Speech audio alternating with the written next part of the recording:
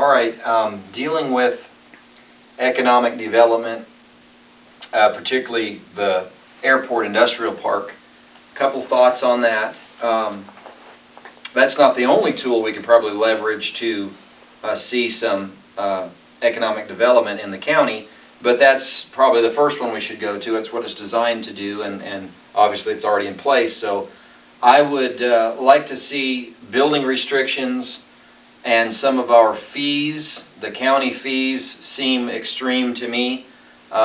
If you were trying to put in a business and so you looked at the type of fees you'd have to be facing if you wanted to build a building to house that business or whatever, it would probably seem a little untenable and extreme to you. With that in mind, I think we need to be thinking in terms of how do we make it easier for people to pursue their happiness and get some business and industry working. So we want to lower fees and certainly lower the hoop jumping so that it's not such a nightmare for people who are trying to actually enhance our economy around here and get some development going. With the air park specifically, well, we need to encourage people to come here. I don't believe that government creates jobs. That's kind of a farce. What government can do is get out of the way so that the private sector can produce jobs, which they're not going to want to do if it's going to cost them a purple fortune to even get established in business. If they have to jump through a million hoops just to have the right to in fact do what a free American should be doing anyway. So basically it's a question of deregulate some things, lower the fees or do away with the fees. When it comes to the building department and stuff, we need to be very reasonable with people and some way make it to where if a person wants to do something, they will feel encouraged to do it. So that's pretty basic, but rather than feel like we're the police who need to be sure that they don't do anything wrong or that they, that they don't, risk something. Whatever the case, our job is not to police that stuff so much as to encourage it and help it to happen.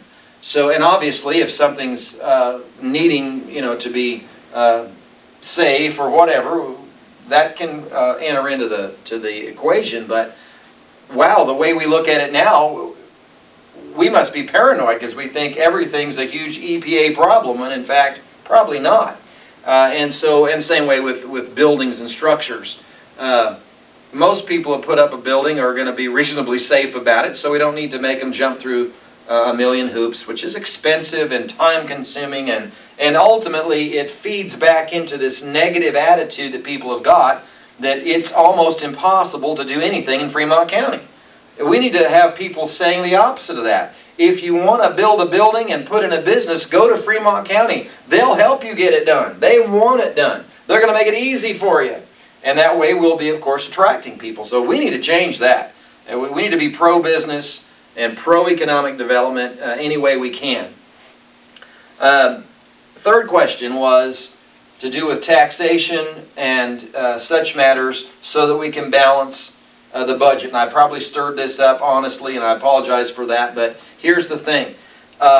We want to have a tax base that is not driven primarily and solely by property taxes all the time, so that people are discouraged about their inflating cost of keeping and holding their own personal property. And as I've said before, property tax really irritates me. We should be more like a consumption-based tax of some kind, so that you can in fact hold and own your personal property without a lien being against it 24/7, where the government is then authorizing themselves to seize personal property based on taxation. That's not good.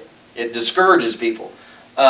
So we want to have taxation that's fair and balanced and adequate to perform the services that we need performed here in the county. Having said that, balancing the budget first and foremost should be a function of cutting the budget to fit within the income that you reasonably should have from a reasonable tax base.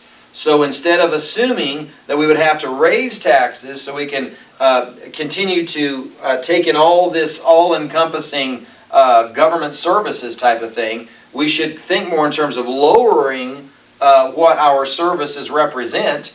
And I'm not talking about, what the president's always talking about, the firefighters and the teachers first to go. No, we'll keep firefighters, teachers, and cops and get rid of some of the stuff that we don't need. How about that? And we'll probably try to fill a few potholes along the way as well. So again, there are usually in any budget, there are places, whether it's just that extra box of paper clips or all these other expenditures, office supplies and things like that, that, it's a lot of money. And it's time that we cut back and start being conservative about this and then put the money where it needs to be. So I want to balance the budget, which we're mandated to do, but I don't want to do that at the expense of the sheriff's office. I'm just going to be straight up about this.